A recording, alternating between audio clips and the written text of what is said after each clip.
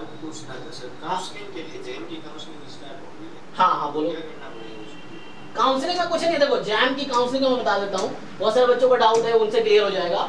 जहाँ पे आपने एप्लीकेशन फॉर्म भरे थे, जिस पोर्टल पे आईआईटी में, जिस पोर्टल से आपने रिजल्ट देखे थे, जहाँ से मार्क्स देखे थे, काउंसलिंग उसी वेबसाइट से होगी, अलग से कुछ नहीं होगा आईआईटीज में स्पेशली, ठीक है ना। तो जैसे ये जैम का वेबसाइट खुला हुआ है, ये देखो, तो ये जैम का वेबसाइट खुला हुआ है 2024 वाला, इसमें सारे इन्फॉर्मेशन इस वेबसाइट पे आएगा। आपको अलग से कुछ नहीं करना है, कोई कुछ काउंसलिंग में कोई अलग से कोई हेल्प नहीं कर सकता आपको खास, हाँ गाइडेंस चाहिए आपको वो है, अदरवाइज सारी इन्फॉर्मेशन यहाँ पे है। जैसे देखो यहाँ लिखा आएगा application for admission is open now, this is the counselling portal. आप लॉगिन करो, आपके पास आईडी पासवर्ड जब अप्लाई किया था, जब एडमिट कार्ड डाउनलोड किए थे, रिजल्ट देखा आपने, तो उसी आईडी पासवर्ड से लॉगिन करो। आपके पास यहाँ पे ऑप्शन आएगा टू अपलोड डॉक्यूमेंट्स, तो रेगुलरली ओपन करके चेक करते रहो क्या क्या मांग रहे हैं, वेबसाइट आप रेगुलरली चेक करो। तो आईआईटीज के लिए यही वेबसाइट काउंसलिंग की वेबसाइट है, ठीक है, इसके अलावा कुछ नहीं करना आपको। एनआईटीज के लिए या जो अदर रिजल्ट शेयरिंग इंस्टीट्यूट्स हैं, ट्रिपल आईटी, आइजर्स, तो इसके लिए दूसरा वेबसाइट है सीसीएमएन का, वहां जाके आप देख सकते हो।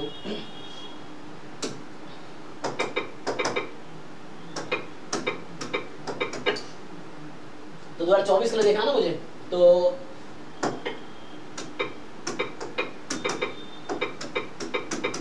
और बाकी एस्पिरेंट को भी उस कांटेक्ट में रहो, सब मिल के एक साथ कर सकते हो। तो यहाँ पे ये तो है 2023 वाला ही पोर्टल आया, 24 का पोर्टल बना नहीं है शायद, इसका लेट स्टार्ट होता है इसका। सो ये ना, ये 2023 का ही है, अभी सीसीएमएन का आया 2024 का वेबसाइट नहीं, मई में होता है सर। हाँ हाँ वही मई में, हाँ, क्योंकि वो जैम के बाद उनका स्टार्ट, क्योंकि पहले बच्चा प्रेफरेंस जैम रहता है, इसलिए 2024 में वेबसाइट मिल ही रही है।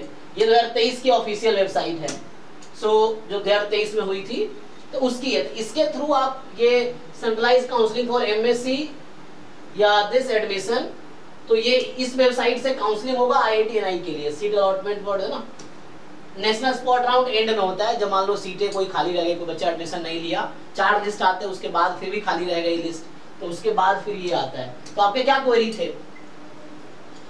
सर यही था, ये कैसे करना है, और सर अलॉटमेंट के बाद फीस भी देनी होती है। हाँ, सीट बुकिंग फीस होती है, जैसे आप जैम भरोगे ना, तो आपने अपना प्रेफरेंस दे दिया मान लो, वो अभी वो जैम पोर्टल पे ही होगा, इसी वेबसाइट पे होगा। जब आप इस वेबसाइट पे आप अप्लाई करो, जब आपके लिए होगा ना कि एडमिशन ओपन है, तो जाओ इस पे लॉगिन करो, देखो ये लॉगिन का ऑप्शन आ गया, क्लिक किया मैंने उस पे, लॉगिन का ऑप्शन आया। अब आईडी पासवर्ड डालो, क्योंकि मेरे पास आईडी पासवर्ड है नहीं, क्योंकि मैंने एग्जाम दिया नहीं, तो किसी का जो भी आईडी पासवर्ड है, ये पता नहीं किसका आईडी पासवर्ड ले रहा है, तो इसमें आईडी पासवर्ड एंटर करो, यहाँ से आप जाओ, और उसके बाद फिर आप देखो कि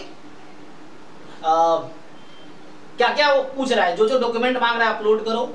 फिर जब आपके प्रेफरेंस का ऑप्शन आता है, तो प्रेफरेंस देखो आपके जो बेस्ट प्रेफरेंस है वो देना है, क्योंकि ऐसा होता है कि मान लो आपके पास जितने ऑप्शन है सारे भर दो।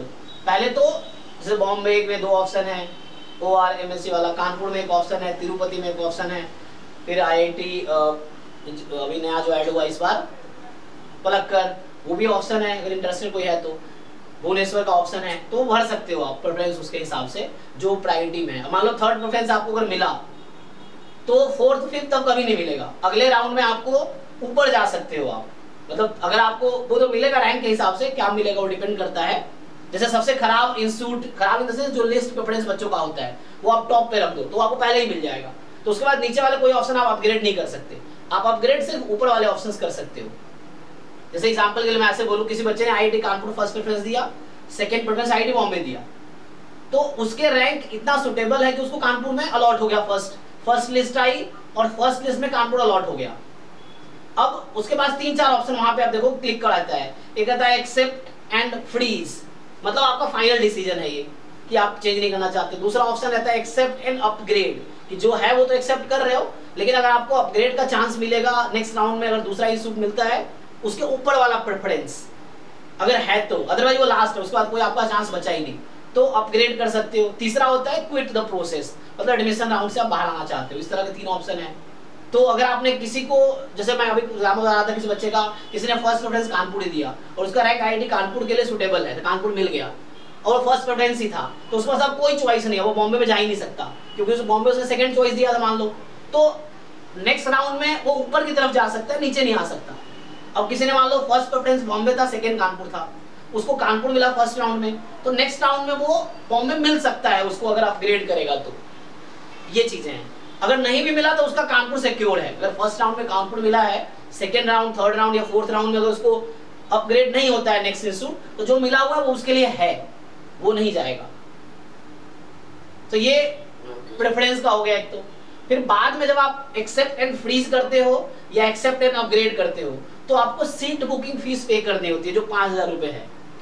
लास्ट ईयर था, इस पर पता नहीं, हाँ वही होगा, 5 या 10,000। सो 5,000 रहता है आई थिंक। सो 5,000 आपको पे करना होता है कि आपने सीट बुक कर दिया। वैसे जैसे रूम रेंट लेते हो ना, एडवांस देते हो, तो सेम है कि आपने बुक कर दिया। बाद में कई कुछ पॉलिसी रहती है कि अगर आप चेंज करना चाहते हो, मतलब एडमिशन प्रोसेस नहीं लेना एडमिशन, तो कुछ डेट रहता है कि इस डेट तक अगर कैंसिल करोगे तो आपको रिफंड मिलेगा, वरना रिफंड नहीं मिलेगा। वो जो 5,000 रुपए है, तो सीट बुकिंग फीस उसके बाद पे करनी होती है। ठीक है, और कुछ पूछना है? हो गया ना? तो वही चीज है। हाँ, पेमेंट का है कि मतलब पेमेंट बाद में जब आएगा, सेम चीज यहाँ एनआईटी के लिए सीसीएमएल का होगा अभी जो आएगा। तो देखो, जैसे ये तो पिछले साल की वेबसाइट है, क्योंकि ये 2023 की वेबसाइट है ना, तो पिछले साल की वेबसाइट है, तो आप यहाँ पे जाके फुल इन्फॉर्मेशन कलेक्ट कर सकते हो कि क्या क्या कैसे है। इसमें क्या कह रहा है, CCML 2023 is a common platform for candidate applying MSc programme based on the JAM score of 2023। पिछले साल की वेबसाइट है। एनआईटी मिलेगा, आईईएसटी मिलेगा, सम गवर्नमेंटली क्या है funded institutes, government funded technical institutes होगा। CCML website, the centralised system provide a common and convenient platform. इसमें सेंट्रल यूनिवर्सिटी नहीं आता। सेंट्रल यूनिवर्सिटी के लिए आपका सीयूईटी का अलग एग्जाम है। तो इसमें एनआईटीज और आईजर्स या आईआईएससी सब मिल सकता है। आईजर्स के लिए अलग अलग प्रोसेस है, उनके वेबसाइट पे जाके अप्लाई करना होता है या खुद उनका मेल आता है। आईजर्स के लिए ये प्रोसेस है, या खुद आप अप्लाई कर सकते हो अपनी मर्जी से, है ना। ये सब तुम देख, ये सब जाके एक्सप्लोर कर सकते हो। आपको कुछ समझना है तो फिर पूछना, क्योंकि डेली क्लास होती है 10 से 11 तो डेली आउट क्लास रहता है, कभी कभी छोड़ के, जैसे आज 10 से 11 नहीं है क्योंकि मुझे जाना है, तो जनरली डेली रहता है ऑलमोस्ट। तो आप उसमें पूछ सकते हैं मुझसे, ठीक है। आई थिंक तो आपके क्वेरी जो थे वो एटलीस्ट वो हो गया ना। चलिए ठीक है, थैंक यू।